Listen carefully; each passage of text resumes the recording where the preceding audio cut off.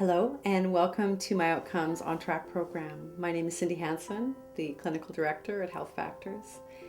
When I was first introduced to my outcomes in 2009, I immediately saw the importance and utility of these simple tools and have been promoting and teaching about my outcomes ever since. I've helped many agencies over the years to create successful implementations using my outcomes, but I've also seen a lot of struggles and too many failures, which is why our team has worked to create this On Track program. The On Track program is designed to help organizations successfully implement my outcomes and become feedback-informed systems of care. My outcomes automates and provides advanced reporting using a trans-theoretical evidence-based practice traditionally known as PCOMS, which is short for the Partners for Change Outcome Management System, and more commonly referred to today as feedback-informed treatment or FIT. And like any evidence-based practice, requires careful planning and resources to become successful. Implementation consists of several non-exclusive phases. Each phase, exploration, installation, initial implementation, full implementation, and sustainability, is comprised of numerous tasks that are all required for successful implementation. The On Track program is based on the implementation science of Dr. Dean Fixon and was developed in collaboration with Dr. Scott Miller. Dr. Miller is the co-developer of the Partners for Change Outcome Management System and subsequently feedback-informed treatment. He is also founder of the International Center for Clinical Excellence, as well as being a well-known author and speaker. In this first module, we will be reviewing the key components of the exploration phase. Dr. Miller will now provide some insights and introduce some tools that can be helpful during this phase. Each year, I'm out teaching workshops around the US, Canada, and abroad. I have to say that very often on hearing about feedback-informed treatment, many agency managers and staff are excited, they're interested. And then they go back to their agencies and that interest begins to wane, and it wanes fairly quickly.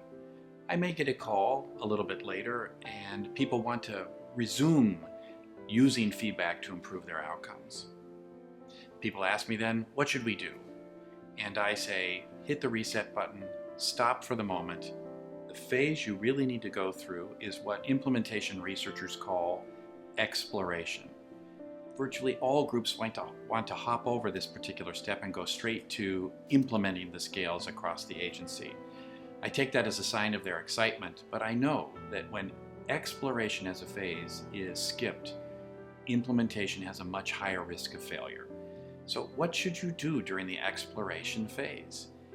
You do as the name implies. You really ask yourself, are these the right tools we need to find out about the effectiveness of our clinicians and our programs and the fit between our programs and the clientele that we serve? The ORS and the SRS are two tools. The question is, are they up to the job you need them to do? We've found the two tools to be quite helpful across a wide variety of agencies: mental health and substance abuse, outpatient, daycare, residential treatment, and inpatient settings. But that doesn't mean you won't need to take the time to form an initial implementation team, a group that's made up of managers, supervisors, and line staff, as well as people that might be critical of this whole idea of routine outcome measurement. Sit down, take out the two tools, and begin exploring. What would it look like to use these tools in our setting? What are the pluses? What are the minuses? What could the potential problems be if we decide to implement in our setting? This is also a time when you should talk to other agencies that have already implemented the measures in their particular setting. You'll learn a lot by talking to those other folks. Let me just say that when it comes to implementation, you can't go slow enough. That's the lesson of virtually every agency or group that I've consulted with over the last decade or so as they try to implement feedback-informed care. Most agencies, on average, and this isn't just my experience, this is research by those scientists doing implementation research, most implementations take between 5 and 7 years before they're successful. It's really not about adopting measures. It's about changing the culture at the agency, ensuring that the culture there will support clinicians seeking feedback from their clients on an ongoing basis. Exploration, thus, is a critical phase. The question then is, are there some tools that can help you out in the process? Because, as I said, it'll be very tempting to think you can hop over this particular stage. We don't need to explore. We know what we want to do. We want to implement the ORS and SRS. If there's anyone on your team that thinks you can go more quickly, because, by the way, the most common way people hear about feedback-informed work, and frankly, the most common way they're trained, is in a 2-day workshop. All of the implementation science research suggests that this kind of knowledge and technology transfer does not work in the long run. So to get an idea of the scope of what you're about to undertake, while you're exploring with that initial implementation team, have the team members fill out the FRIFM. You may be wondering, what the heck is that?